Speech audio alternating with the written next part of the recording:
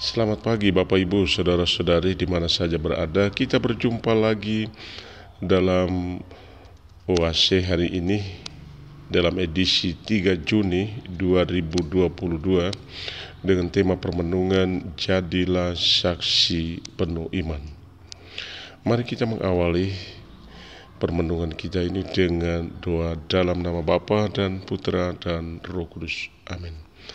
Allah Bapa yang penuh belas kasih, curahkanlah Roh Kudus-Mu ke dalam hati kami, agar kami mendengarkan dan memahami sabda-Mu yang mengajak kami untuk menjadi saksi penuh iman.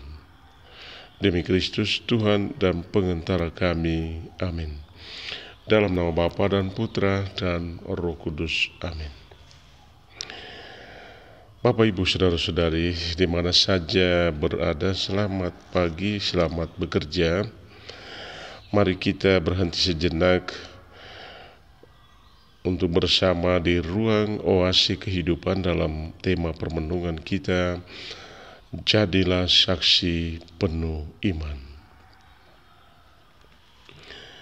Bapak Ibu Saudara-saudari, saksi adalah seorang yang benar-benar yakin akan kebenaran di mana dia menjadi saksi.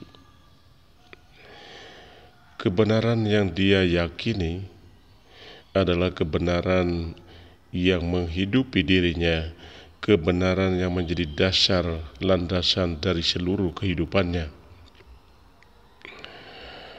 Kita coba menemukan para saksi iman hari ini. Yang pertama dalam diri Santo Carolus dan teman-temannya. Carolus dan teman-temannya adalah orang kulit hitam. Orang kulit hitam tidak ketinggalan, mereka ini adalah orang-orang yang memiliki iman yang mendalam, orang-orang yang sederhana.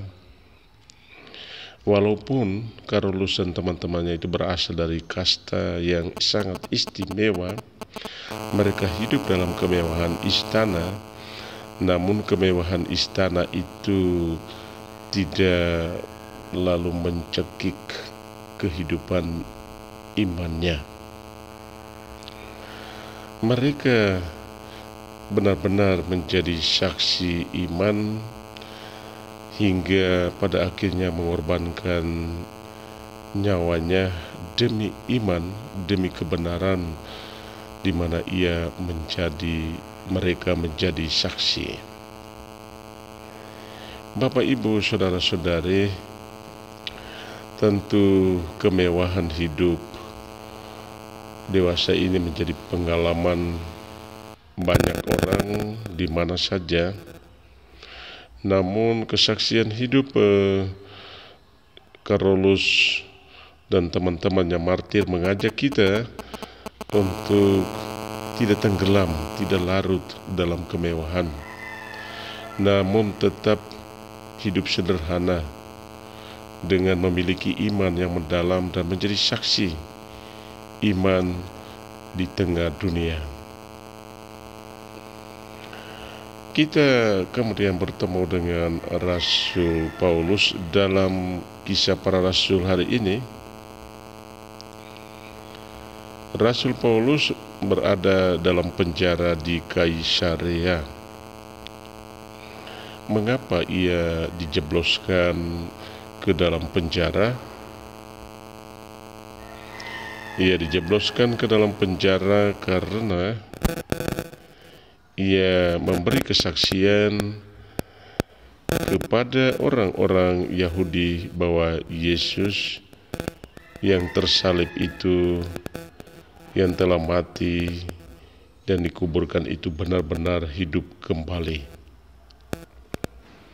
Inilah kebenaran bahwa Yesus itu bangkit kembali, dan kebenaran yang oleh Paulus menjadi dasar dari seluruh pewartaannya dasar dari seluruh kehidupannya, memberi kekuatan kepadanya.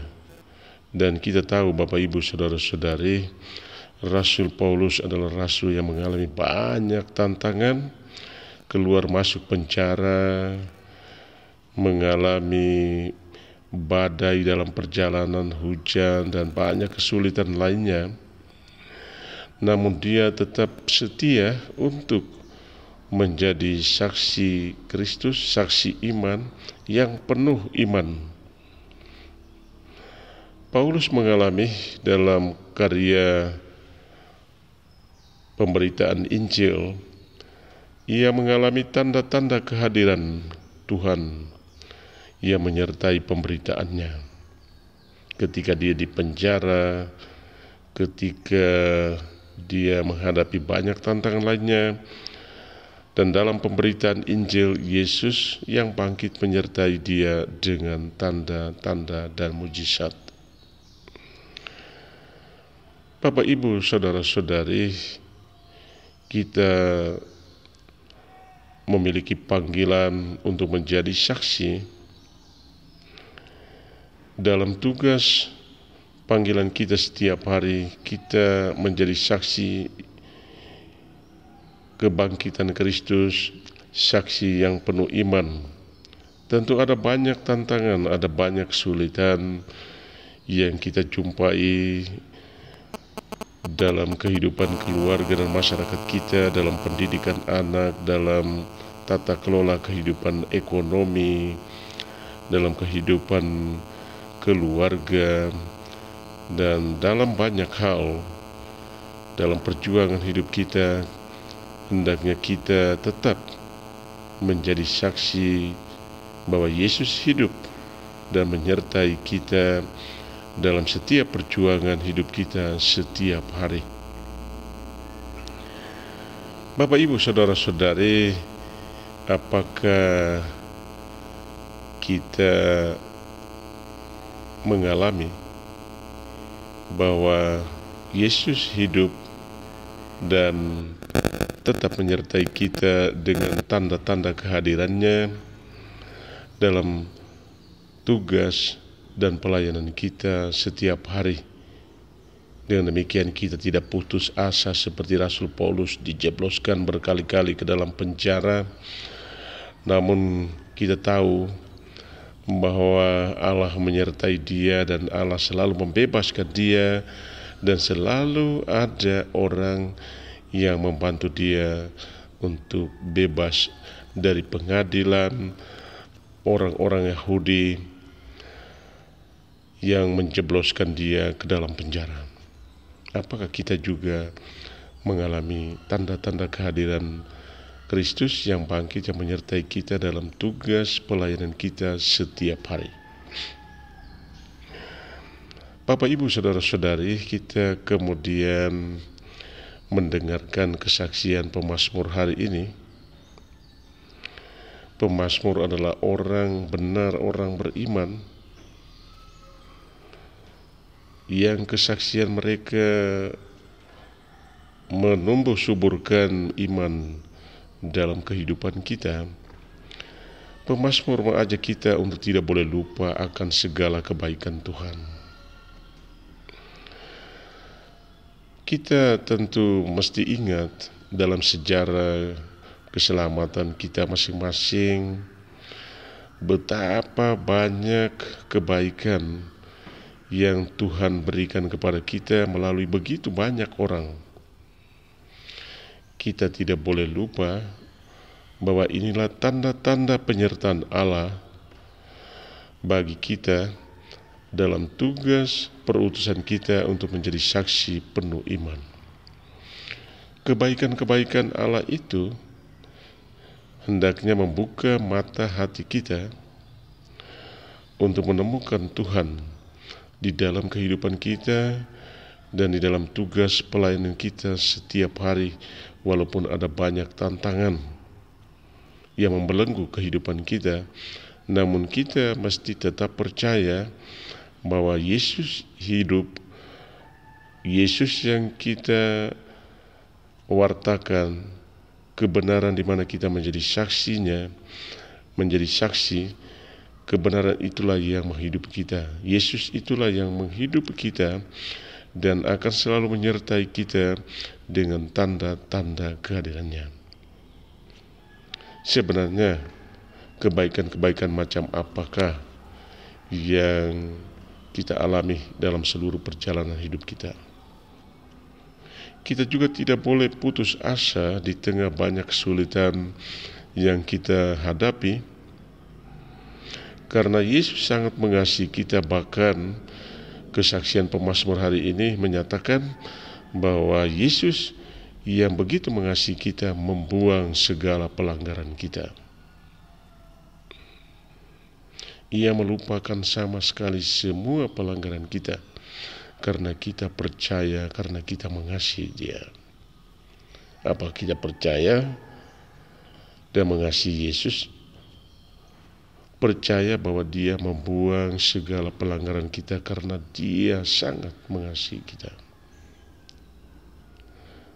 Oleh pengalaman pemazmur ini, hendaknya kita menjadi saksi penuh iman dalam tugas pelayanan kita setiap hari, bekerja dan melayani dengan sungguh-sungguh, dengan penuh iman bahwa inilah tugas perutusan Yesus bagi kita untuk menjadi saksi iman di tengah dunia.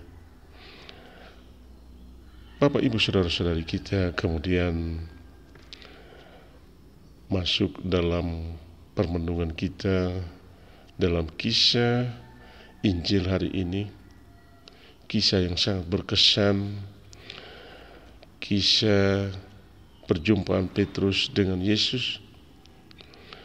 Dan Petrus menangis, Bapak, Ibu, saudara-saudari, ketika Yesus bertanya kepadanya, "Simon, anak Yohanes, apakah engkau mengasihi aku?" Petrus 3 kali menjawab pertanyaan Yesus yang sama, "Tuhan, engkau tahu aku mengasihi engkau." Pada pertanyaan yang ketiga dan jawaban Petrus yang ketiga itu, Petrus menangis.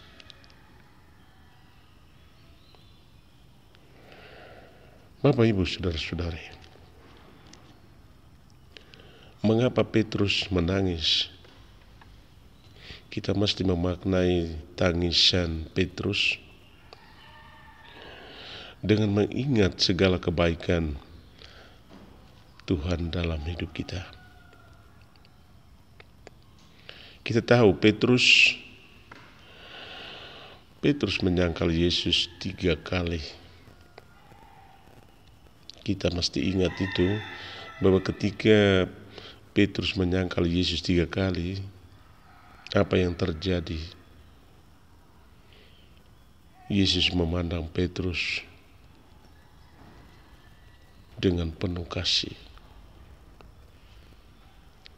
Kasih Yesus itu sungguh mengubah seluruh kehidupan Petrus. Dan kita tahu Petrus menjadi saksi kunci kebangkitan Tuhan, menjadi rasul yang diandalkan Yesus. Dan oleh karena itu Yesus mengangkat Petrus untuk menjadi pemimpin dan gembala bagi kawanan. Bapak, Ibu, saudara-saudari, marilah kita belajar dari kisah perjumpaan Yesus dengan Petrus hari ini,